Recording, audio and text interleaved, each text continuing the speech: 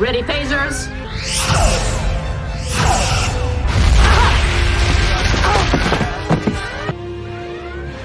Captain Garrett is dead.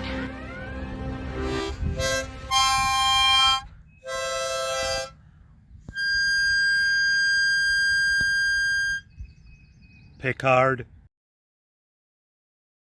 Greetings and welcome everyone to Star Trek Picard Season 3 Episode 1 entitled The Next Generation, or, as I like to call it, the very first episode of Star Trek Picard we have seen. If you are new here or just forgot, there will be some spoilers ahead, although I don't intend to go over every plot point in detail from this episode. You've been warned, now we're cracking onto the show. So, like I just kind of mentioned, I was less than pleased with the first two seasons of Star Trek Picard. Although, and I will put this as a big caveat right here, right now, because the first episode of those seasons gave me a very good feeling that we were on the right track, and then they both kind of plummeted off a cliff. Season 2 more so, they had two good episodes, and then it just all kind of went to crap in my opinion. This season, with all the hype that's been built up around it, I was expecting to be completely blown out of the water, and I have to say, I had some mixed feelings on it. I am hoping, however, that this turns out to be the reverse of my opinion from the first two seasons, and the first episode is kind of mid while it's setting everything up, and then it just continues to increase throughout the rest of the season, and this just becomes one 10-hour piece of gold. Setting all of that aside, let's look at this episode for its own merits, because for the first time in quite a while, they released a hell of a lot of information about this series in the trailers, in press releases, in interviews ahead of the season, so some things that we know are coming up will not be surprises. This episode only introduced us to 3 of the original TNG members, that of course being Picard, since this is his show, Riker, and Beverly Crusher. There were references to some of the others,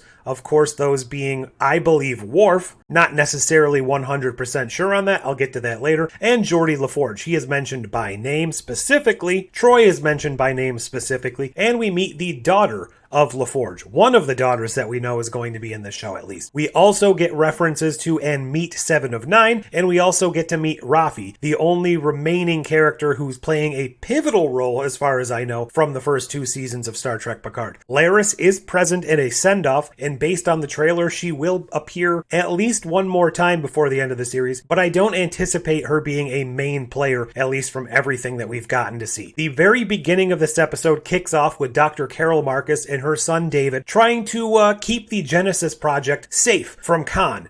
No, actually, sorry. I'm a little off there. It was Beverly Crusher and her son Jack trying to keep some medical research safe from unknown aliens. I do have a slight feeling that these aliens are something we've seen before. Not 100% sure. They may be, based on their little guttural clicks and pops, those aliens from that creepy episode where they were abducting the crew in some sort of weird subspace realm.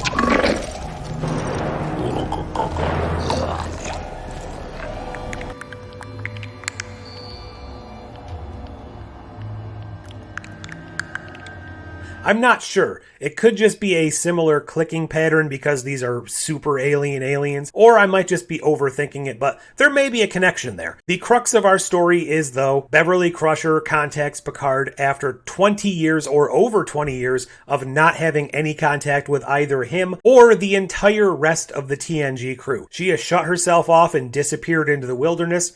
However, she is on what appears to be a Starfleet vessel. No real word on why or how this vessel came under her command. Did she steal it? Is she actually doing Starfleet work? What's going on here? We don't really know yet. But that's the very beginning of the episode. Then we actually cut to what I felt was the weakest part of the episode. For about 15 or 20 minutes, it felt like a leftover from Season 1 or Season 2 of Picard. He's doddering around the old vineyard, packing things up, about to go and move away with Laris because she's starting a new job. And while that wasn't necessarily bad, it didn't really feel exciting to me. And I understand that they had to start this out slow and they're building to something, but that was the weakest part in my opinion. We did get to hear one of Picard's dogs bark in the background. I would have loved to see him. I don't think we've actually seen one of his dogs since Season 1, but I digress. That's completely irrelevant to the point of the show. After he gets this message from Beverly Crusher, which that entire scene was released a few weeks ago, so there was no surprises there, we are treated to the the member berries we saw in that trailer, and before I actually forgot to mention this, a heck of a lot of stuff on Dr. Crusher's ship, which was nice, and it wasn't necessarily pivotal to the storyline, but it makes sense that this character would keep some of these things around. Once things really kick into motion and Picard reunites with Riker at the 10 forward bar minus Guinan, and we get to see a bunch of actual Eagle Moss models in the background that Guinan is now selling, we get a quip about how the Enterprise D is too fat and no one likes it anymore. I did like to see the fact that they are referencing these, but, and I agree with some other people here, they left it on the actual Eagle Moss stand, and it just looked a little cheap and a little low effort. Couldn't they have at least done some sort of 25th century makeover, have it like floating, I don't know, something so it looked a little more high-tech? So then once Picard and Riker reminisce, talk a little bit, we get the reference to Deanna and his daughter. They seem to be maybe on the outs, or at least they're not going through the best time right now. They head up to the Titan, which Riker is no longer in command of, and this is the Titan A. Things really kick into motion, and we start feeling the fun. We start feeling the adventure. We start settling back into those old relationships. Riker is on his A game here. I think he's clearly the best in this show. 7 of 9 and or Annika Hansen, that seems to be up for debate, and I think we'll get some more on that later. But she is the first officer of the Titan, and I think she also brought her A game, not that she had much to do. These are my two favorite characters right now. Picard is doing his best, but he still has that air of, he's a little old, he's a little weary, he's a little doddering, and I don't mean that necessarily in a Patrick Stewart can't act anymore way. I think he's actually playing that up a little bit because of the character, but we'll have to see that. Riker just feels the best we've probably seen him in a while, and he's just coming off being his own captain and being in charge of his own fate and his own destiny, instead of being the first officer that we knew him primarily in the show. One thing I'd like to touch on here is the way this show is shot. It's not going back to the olden days of Star Trek on our TVs.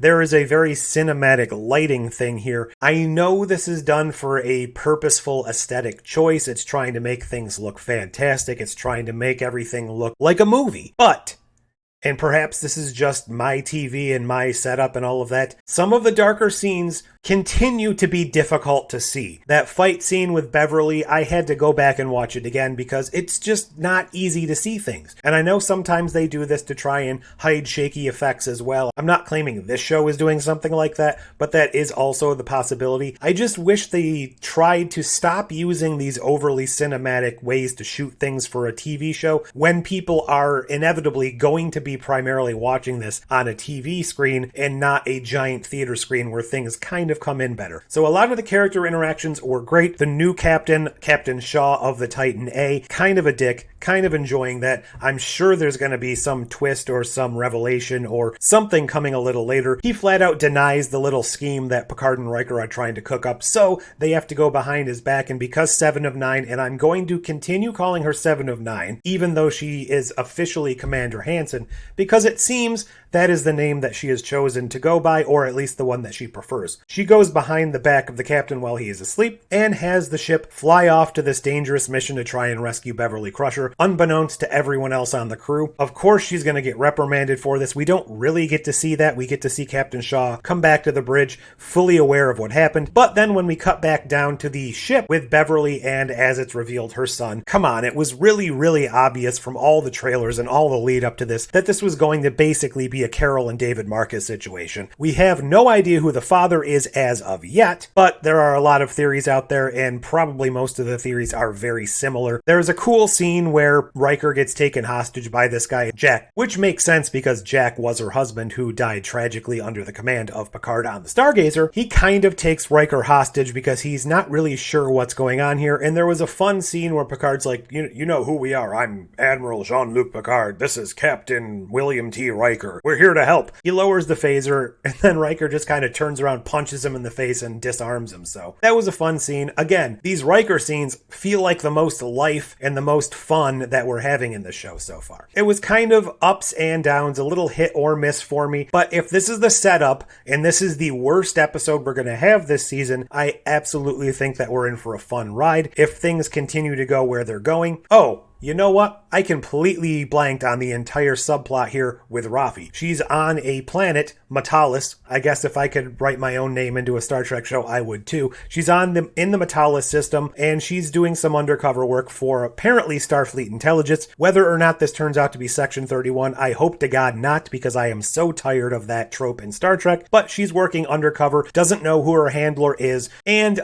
I believe this is going to be revealed as Worf. I can't be sure of that. I think that's where some of the clues were leading us to. And now we're coming back to my favorite part of the episode, and it wasn't even really the episode. The sound effects and the music felt like old Star Trek. They used a lot of cues. Some of the beeps and some of the little noises that the ship make, they felt like the old Star Trek as well. Plus, the very end scene, which technically isn't really part of the episode, but a lot of the stuff that they showed in that end scene, I think, revealed clues to what's actually going on. I can't be 100% certain on that because I'm not one of the 6 million people that have seen this ahead of time, but that seems to be what's happening, and if that's the case, I very much like digging into that stuff and trying to see the clues, but at the same time, I worry that if they're plot dumping all of these things as Easter eggs in the end credits, are they going to actually reveal them in the episodes well enough? But I do have faith because, again, what I did see here is leaving me with hope, even though it wasn't the most fantastic episode of Star Trek I've ever seen. What did you think? Were you surprised by this episode? Do you think it's the same as the Star Trek Picard that's come before? Was it your favorite? Where do you think we're going? Leave all your thoughts below. Again, there were tons of Easter eggs. I'm not going through all of them. I'm sure Trek Culture is going to have probably 25 minutes dedicated purely to all the callbacks and Easter eggs like the Kurlan Nesco and Beverly Crusher's pearls,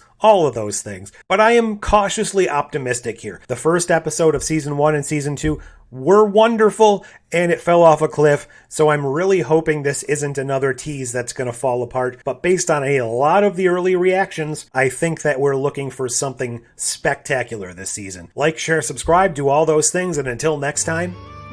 Goodbye, my friend.